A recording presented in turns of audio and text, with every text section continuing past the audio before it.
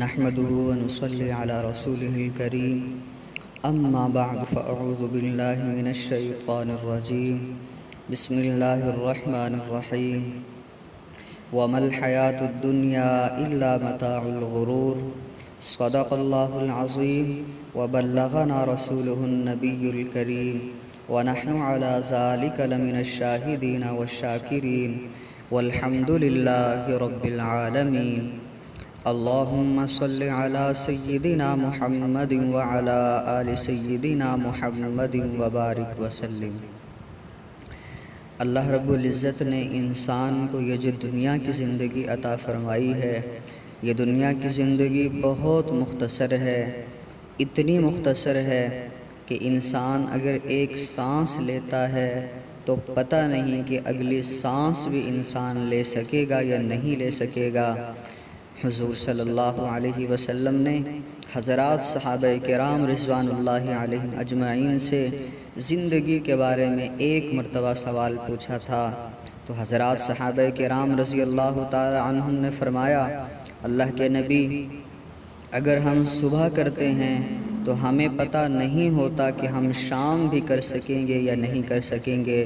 تو حضور صلی اللہ علیہ وسلم نے فرمایا کہ میرے صحابہ، تم نے تو بڑی لمبی امید لگا رکھی ہے، جبکہ مجھے تو اس بات کا بھی پتہ نہیں ہوتا کہ میں اگر نماز میں ایک طرف سلام پھیرتا ہوں تو دوسری طرف سلام پھیر سکوں گا یا نہیں پھیر سکوں گا۔ تو یہ دنیا کی زندگی اتنی مختصر ہے کہ اس کے ایک لمحے کا بھی نہیں پتہ ہے۔ تو اللہ رب العزت نے یہ جو زندگی ہمیں عطا فرمائی ہے، کہ ہمیں اپنی بندگی کرنے کے لیے عطا فرمائی ہے، اس دنیا کے اندر ہم اللہ رب العزت کو راضی کرنے والے بن جائیں، اور اس دنیا کے بعد جو ہمیشہ ہمیشہ کی زندگی آنے والی ہے، اس مختصر سی زندگی میں ہم اس زندگی کو بنانے والے بن جائیں۔ ہمارا روزانہ گزرنے والا ایک ایک منٹ یا وہ ہماری آخرت کو بنا رہا ہے یا ہماری آخرت کو بگاڑ رہا ہے۔ ہم اپنے اوقات کو اللہ رب العزت کی رضا کے کاموں میں صرف کرنے والے بن جائیں، اور فضول کاموں کے اندر پڑھ کر اپنے وقت کو ضائع نہ کریں۔ یہ وقت بہت قیمتی ہے جو اللہ رب العزت نے ہمیں عطا کیا ہے، ہم اس کو تول کر نیک کاموں کے اندر صرف کرنے والے بن جائیں، کیونکہ جو وقت گزر جاتا ہے یہ کبھی واپس لوٹ کر نہیں آتا ہے، پھر بعد میں سوائے پچھتاوے کے اور کچھ نہیں رہتا ہے۔ تو ہم اپنی اس دنیا کی زندگی کے ایک ایک منٹ کو، ایک ایک لمحے کو قیمتی بنانے والے بن جائیں، اور یہاں نیک اعمال کے اندر اپنے وقت کو صرف کرنے والے بن جائیں۔ یہاں جو نیک اعمال ہم اس دنیا کے اندر کریں گے، وہ آخرت کے اندر ہمارے درجات کی بلندی کا ذریعہ بن جائیں گے۔ اللہ رب العزت نے قرآن پاک کے اندر فرمایا ہے وَلِكُلٍّ دَرَجَاتٌ مِّمَّا عَمِلُوا، کہ وہاں جو درجات انسان کو ملنے ہیں وہ انسان کے اپنے اعمال کی بنا پر ملنے ہیں۔ تو ہم اپنی اس دنیا کی زندگی کو نیک اعمال میں صرف کرنے والے بن جائیں، فضول کاموں کے اندر وقت کو ضائع کرنے والے نہ بنیں۔ یہ جو ہم اپنے بہت سے وقت کو دنیا کے اندر فضول کاموں کے اندر لگا دیتے ہیں، آخرت کے اندر پتہ چلے گا کہ ہم تو کتنا وقت ضائع کر بیٹھے ہیں۔ اگر ہم اپنے اکابرین سلف صالحین کی زندگیوں کا مطالعہ کریں تو ہمیں ان کی زندگیوں میں یہ بات نظر آتی ہے کہ وہ اپنے اوقات کو ضائع نہیں ہونے دیتے تھے، ایک ایک منٹ کو سوچ سوچ کر خرچ کیا کرتے تھے کہ ہمارا کہیں کوئی وقت ایسا نہ گزر جائے کہ جو ہماری آخرت کو بگاڑنے والا بن جائے۔ ایسے بھی علماء اور مشائخ کے حالات میں لکھا ہے، ایک بزرگ کے بارے میں لکھا ہے کہ وہ صرف ستو پھانک کر اپنا گزارا کیا کرتے تھے، وہ کھانا بھی نہیں کھاتے تھے، کہ میں اتنے وقت میں نے حساب لگایا ہے کہ میں تو اتنی مرتبہ سبحان اللہ کہہ سکتا ہوں، تو میں نے اس لیے صرف ستو پھانکنے پر اپنا گزارا کرنا شروع کر دیا ہے کہ روٹی کھانے میں تو اتنا وقت لگ جاتا ہے، اگرچہ کھانا کوئی گناہ نہیں ہے، بلکہ یہ انسان کی بنیادی ضرورت ہے، لیکن یہ ان کا اپنا ایک عمل تھا کہ وہ اپنے وقت کو اس طرح سے سنبھال کر خرچ کیا کرتے تھے۔ ایک قاری صاحب کے بارے میں لکھا ہے کہ ایک قاری صاحب اپنی بیٹی جو کہ شادی شدہ تھی ان کے گھر کے اندر بیٹی سے ملنے کے لیے گئے۔ تھوڑی دیر بیٹی کے پاس رہے، پھر جب واپس آنے لگے بیٹی نے اصرار کیا کہ ابو کچھ وقت اور میرے پاس گزار لو، ایک رات میرے گھر میں قیام کر لو، کل چلے جانا۔ تو قاری صاحب کہنے لگے بیٹا میری بیٹی تجھ سے ملاقات مقصود تھی، تجھ سے ملنا تھا، وہ ہو چکا ہے۔ میری بیٹی باقی وقت تو یا پھر بیت اللہ کے لیے ہے یا پھر کلام اللہ کے لیے ہے۔ کتنا وہ لوگ اپنے وقت کو ضائع ہونے سے بچایا کرتے تھے۔ ہارون الرشید بادشاہ کے دربار میں ایک نوجوان آیا کہ میں اپنا ایک فن دکھانا چاہتا ہوں۔ اس وقت نوجوان لوگ بادشاہوں کے درباروں میں آیا کرتے تھے اور اپنا فن مختلف کرتب دکھاتے تھے، بادشاہ سے داد وصول کیا کرتے تھے اور بادشاہ کے دربار سے کچھ انعام لے کر جایا کرتے تھے۔ تو نوجوان پیش ہوا کہ میں اپنا فن دکھانا چاہتا ہوں، اس کو اجازت دی گئی۔ اس نوجوان نے کہا میرے پاس ایک میز اور 6 سوئیوں کو لایا جائے۔ اس کا مطالبہ پورا ہوا۔ اس نوجوان نے میز کے اوپر الٹا 5 سوئیوں کو کھڑا کیا کہ جو دھاگا ڈالنے والا جو سوراخ کی جگہ ہوتی ہے اس کو اس نے اوپر کیا، اور آگے پیچھے 5 سوئیوں کو اس نے لگاتار کھڑا کیا کہ ایک سوئی کا سوراخ دوسری سوئی کے بالکل مقابل تھا۔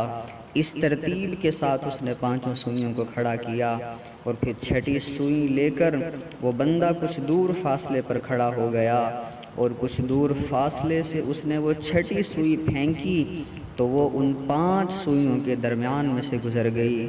وہ جو 5 سوئیوں کے سوراخ بالکل آمنے سامنے تھے، 5 سوئیوں کے سوراخ میں سے وہ 6ٹھی سوئی گزرتی ہوئی باہر نکل گئی۔ اس نوجوان نے یہ کرتب دکھایا، یہ فن دکھا کر بادشاہ کی طرف دیکھنے لگا۔ بادشاہ نے پوچھا کہ نوجوان تو نے یہ فن سیکھنے میں کتنا وقت لگایا ہے؟ اس نوجوان نے کہا بادشاہ میں نے 6 مہینے کی محنت کے بعد یہ فن سیکھا ہے۔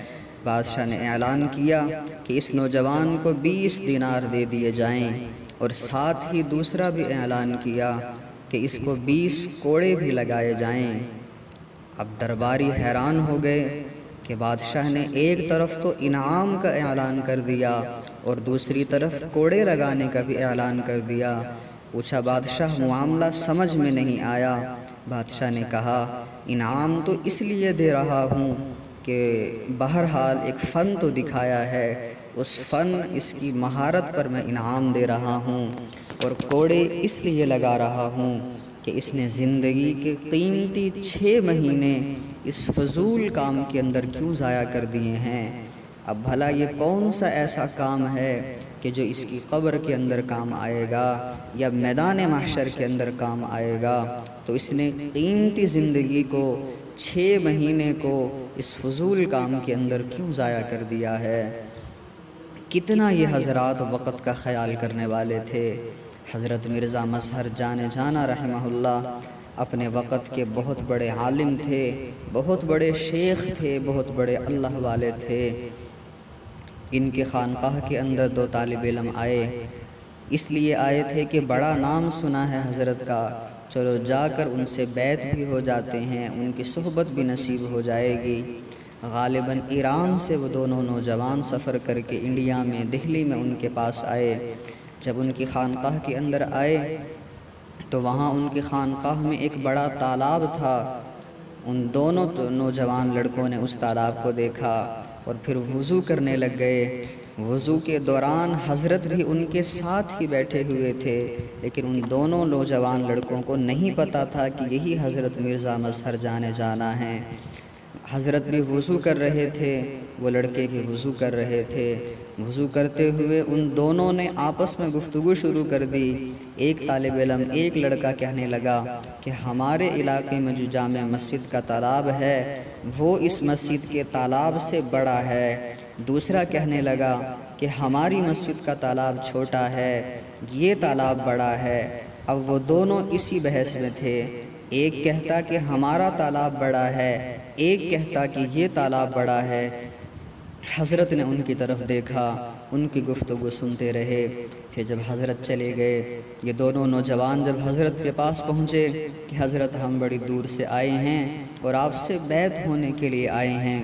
حضرت نے دیکھا کہ یہ تو وہی نوجوان ہیں، تو حضرت نے انہیں کہا اچھا تم پہلے ایسا کرو کہ میرے اس تالاب کی جا کر پیمائش کر لو، اور پھر اپنے علاقے میں جاؤ اور وہاں جا کر اس تالاب کی بھی پیمائش کر لو، اور پھر جب یہ ضروری فیصلہ تمہارے درمیان ہو جائے کہ یہ تالاب بڑا ہے یا وہ تالاب بڑا ہے، تو یہ ضروری فیصلہ کر کے پھر میرے پاس آنا، پھر میں تمہیں بیعت کر لوں گا۔ مقصد یہ تھا کہ یہ بھلا کون سا کوئی اتنا ضروری معاملہ ہے کہ جس میں اتنی دیر بحث کے اندر قیمتی وقت کو ضائع کر دیا ہے۔ یہ حضرات کتنا وقت کا خیال کرنے والے تھے کہ ہمارا کوئی لمحہ ضائع نہ ہونے پائے، کہ کہیں ایسا نہ ہو کہ ہم اوقات کو ضائع کر بیٹھیں۔ یہ حضرات اللہ رب العزت کی رضا اور نیکی کے کاموں کے اندر اپنے اوقات کو صرف کیا کرتے تھے، جبکہ آج کل ہمارا حال کیا ہے؟ ہم تو اپنے وقت کو بہت ضائع کرتے ہیں۔ بس چند نوجوان دوست مل کر بیٹھ جاتے ہیں اور آپس کے اندر گپ شپ کا بازار گرم ہو جاتا ہے۔ پھر اس گپ شپ کے اندر جھوٹ بھی چلتی ہے، غیبت بھی چلتی ہے، چغلی بھی چلتی ہے، بہتان بھی چل پڑتا ہے، اور اس طرح سے ہم اپنے ایمان کا جنازہ نکال رہے ہوتے ہیں۔ آج اللہ تعالیٰ نے جو یہ وقت ہمیں عطا فرمایا ہے، ہم اس وقت کی قدر کرنے والے بن جائیں۔ کیا پتہ کب کوئی موت کا جھونکا آ جائے اور ہمارے اس زندگی کے چراغ کو ہمیشہ کے لیے بجھا دے۔ اس لیے ہم اس وقت کی قدر کریں، فضول کاموں کے اندر اس کو ضائع نہ کریں، اور نیک اعمال کے اندر اس کو صرف کرنے والے بن جائیں۔ اللہ رب العزت ہمیں توفیق عمل نصیب فرمائے۔ وآخر دعوانا ان الحمد للہ رب العالمین۔